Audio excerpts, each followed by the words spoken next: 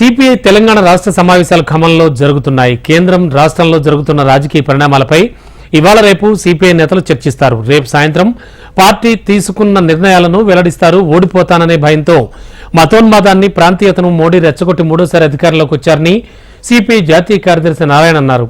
స్వతంత్రం వచ్చిన తర్వాత అతి తక్కువ ఓట్లతో గెలిచిన ప్రధాని అభ్యర్థి మోడీయే అని విమర్శించారు. రామ మందిరం పేరుతో రాజకీయం చేయాలని చూశారని, అయినా అయోధ్యలోనే ఓడిపోయారన్నారు నారాయణ.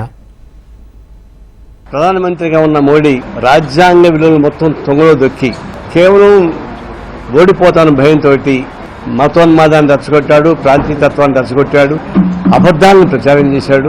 బహుశా గోబెల్స్ కానీ బతుకుంటే నేను ఎందుకు పనికిరాని చెప్పి నాకు ఆత్మహత్య చేసుకునేవాడు. స్వాతంత్రం వచ్చిన తర్వాత ప్రధానమంత్రులు వచ్చిన మెజార్టీ చూస్తే విపి సింగ్ లాంటి బలహీన ప్రధానమంత్రి కూడా ఎక్కువ మెజార్టీ వచ్చింది. మొట్టమొదట స్వాతంత్రం వచ్చిన తర్వాత అది తక్కువ మెజార్టీతో గెలిచింది ఎవరంటే మోడీ గారే. కార్పొరేట్ కంపెనీస్ అప్పగిస్తా ఉన్నాడు. ఈయన రాకముందుగా 2,50,000 కోట్ల రూపాయలు ఎన్పిఏ అయితే ఈయన వచ్చిన తర్వాత 16 లక్షల కోట్ల రూపాయలు ఎన్పిఏ అయింది. 29 మంది ఈ దేశం వదిలిపెట్టిపోయారు.